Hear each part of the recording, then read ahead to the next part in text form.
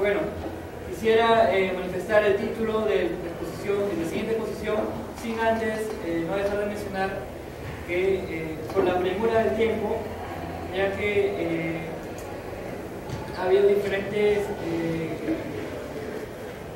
vicisitudes en el camino de el desarrollo de estas presentaciones, le pediría a los siguientes ponentes de partir del tiempo eterno, además que tengan para bien reducir el tiempo de sus ponencias, por favor.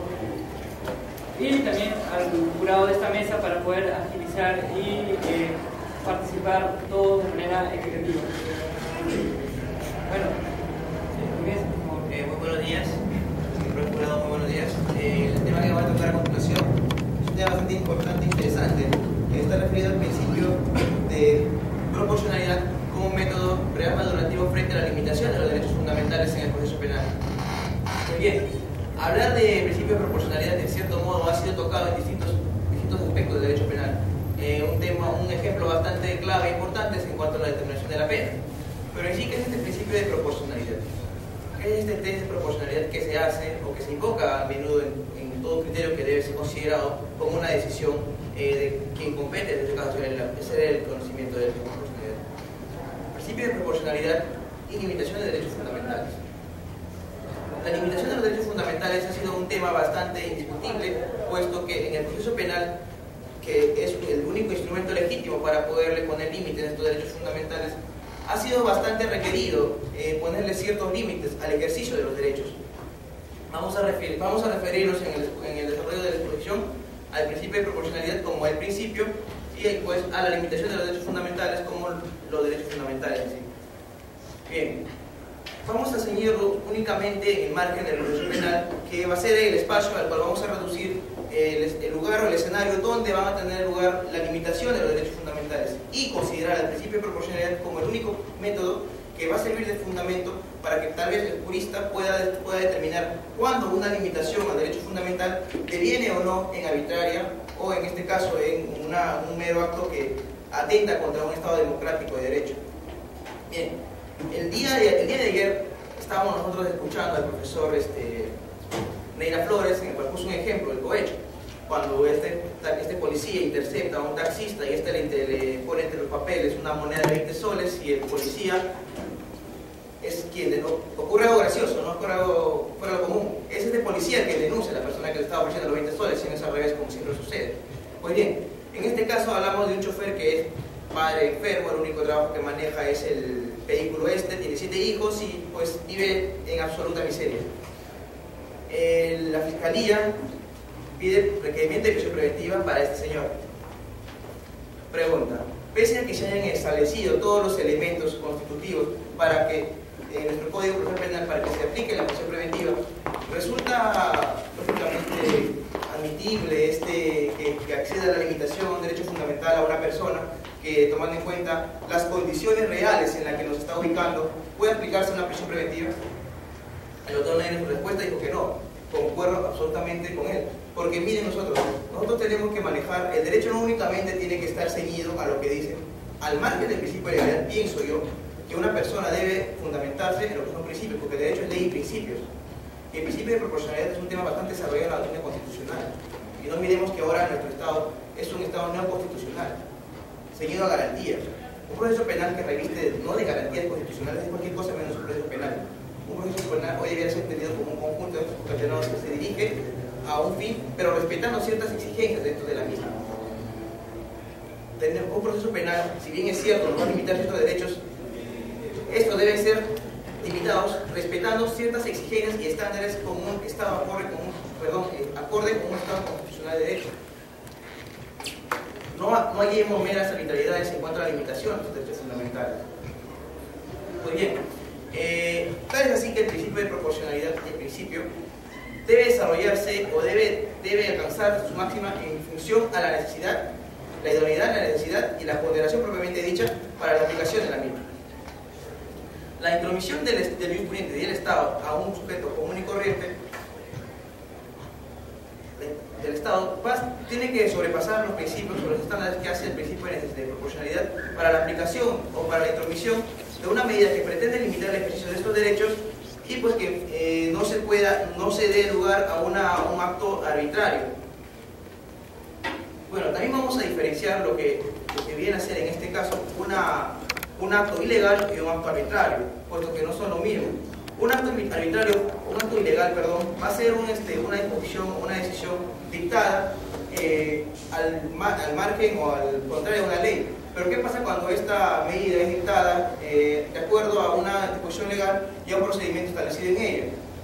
En este caso la medida dictada puede ser legal, pero ello no va a ser que su utilización devenga en un mero acto arbitrario o irracional.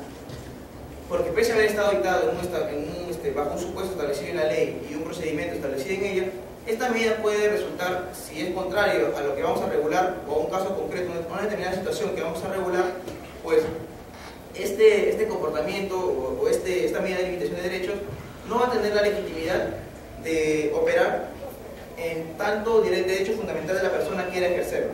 Tal es así que el profesor Zaffaroni,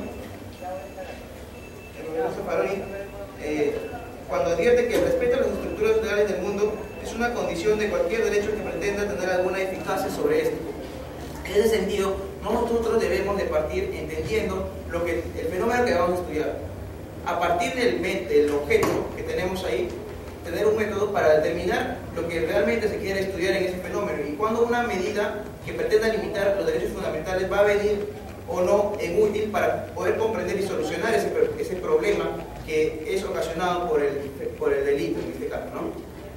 Entonces, la propuesta que yo traigo aquí para ustedes es que un poco tal vez puede parecer descabellada, es apartarnos un poco de los criterios o las pautas que se establecen en los códigos para fundamentar las decisiones en base a principios, puesto que la realidad nos ha puesto ante situaciones que muchas veces, aplicando solamente la norma en el código, nos aparta un poco de lo que somos realmente, porque antes de ser abogados somos seres humanos, y como seres humanos no debemos de apartarnos de la realidad, o en este caso de factores que han hecho llevar a una persona a considerarla como tal, y no debemos de dejar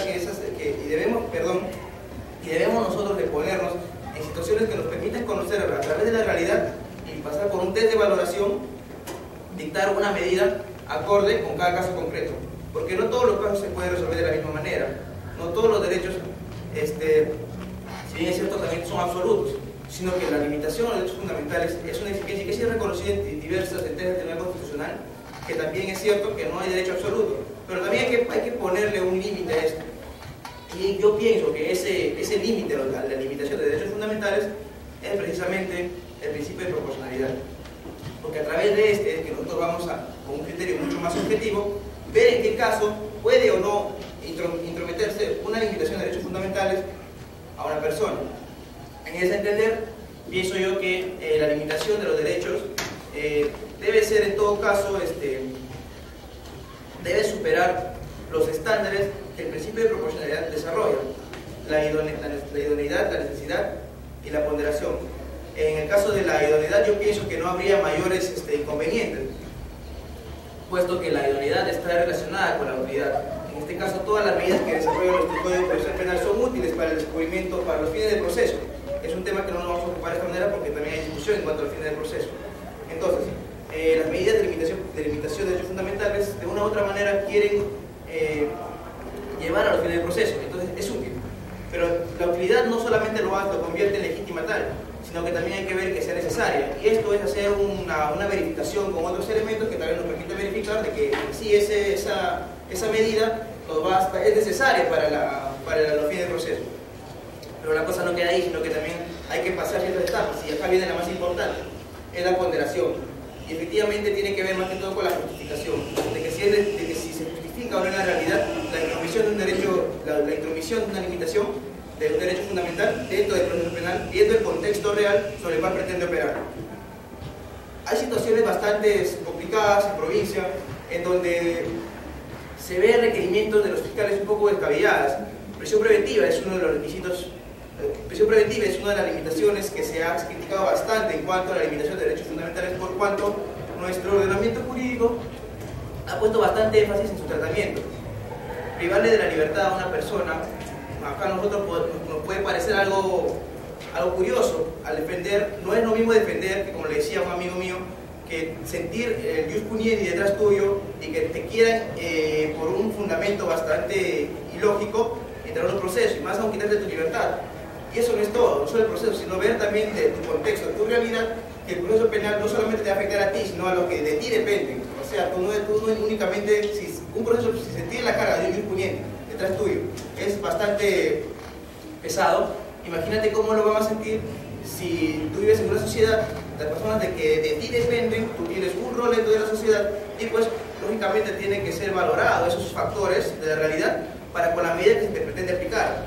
No somos meros aplicadores del derecho, de aplicadores de normas, sino que nosotros tenemos que ver, tenemos que valorar ciertas exigencias de la realidad que van a ir de la mano con la decisión al final dentro del juzgador. Bueno, en realidad, más que un desarrollo, no ha sido una pequeña concientización en cuanto a la importancia que tiene el principio de proporcionalidad como criterio que determine cualquier aspecto a tratar dentro de la limitación de derechos fundamentales, y no solo dentro de aquí, sino también en el proceso penal. Yo digo, ¿no? ¿Por qué el derecho penal o el derecho en general utiliza lo que son los principios de proporcionalidad y razonabilidad? Y para a mi entender son los criterios que nos van a llevar a respuestas más exactas y precisas para comprender determinada ciencia. No olvidemos que en matemática hay ingenieros que desarrollan lo que son razones y proporciones. Es un término bastante exacto, bastante preciso.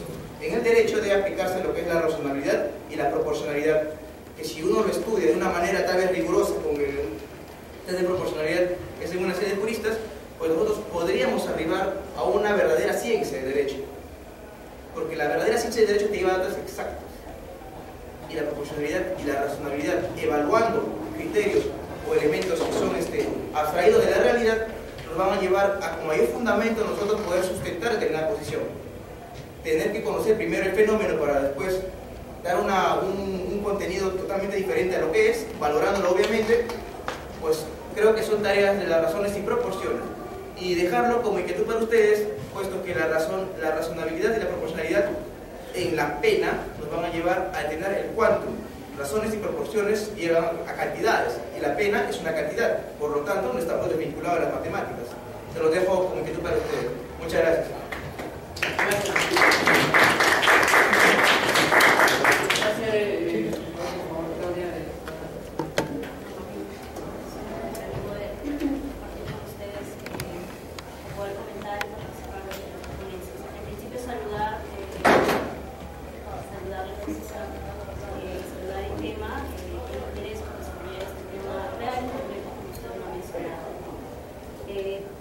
Básicamente, para empezar un tema metodológico, el título que usted ha planteado ha catalogado el principio como un método real. La aplicación del principio de proporcionalidad dentro de la limitación de derechos fundamentales. Es un método que nos puede explicar por qué. Claro, me permite. Es un método porque tiene un objeto, y como todo objeto, pues tiene un método. Y el objeto de cual parte el principio de proporcionalidad, pues, es exactamente ese fenómeno que nosotros llamamos delito o situaciones que contextualizan al tal, para de ahí someterlo a criterios valorativos. Este método, este objeto, que obviamente es el fenómeno, se va a someter a un test de valoración. El test de valoración, que va a ser primeramente un análisis por los criterios de idoneidad, necesidad y ponderación propiamente dicha, y que todo esto va a arrojar una síntesis, sintético, que va en este caso llevar a la decisión de un juzgador para verificar o darle la viabilidad o factibilidad a lo que el principio de proporcionalidad se ha encargado de trabajar. Y estos son los fenómenos y situaciones que van a llevar tal vez en una aprobación o en una desaprobación, legitimación o deslegitimación de la medida dentro de un determinado contexto social.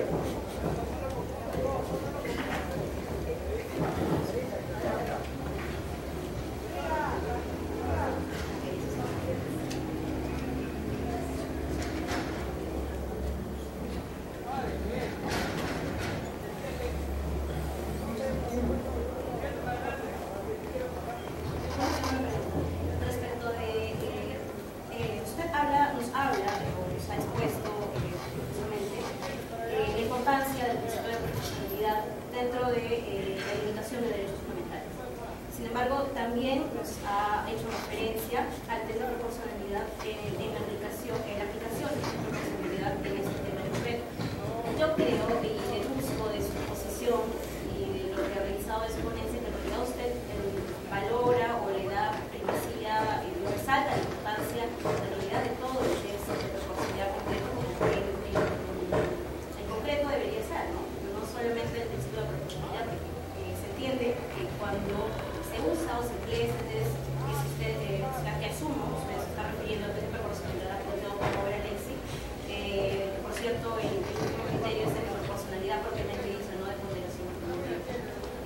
El segundo es un test que se puede aplicar por partes, se aplica por pasos, pero en conjunto.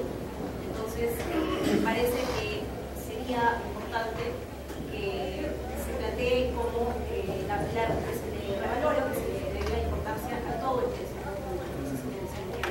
Porque solamente el criterio de proporcionalidad no nos sirve a efectos de determinar una medida o determinar la aplicación o no de una medida limitativa de derechos, ¿no? Y en general, como se lo ha dicho, para la aplicación de una pena también. Creo que hoy en día muchos jueces están dándole precisamente primacía a esta raíz de que el TC en cada sentencia pues destaca la importancia de la aplicación del test de proporcionalidad en conjunto, no de manera particular, un criterio o nacional. Nada más. Gracias, Claudia. Y Belleta, por favor, pedimos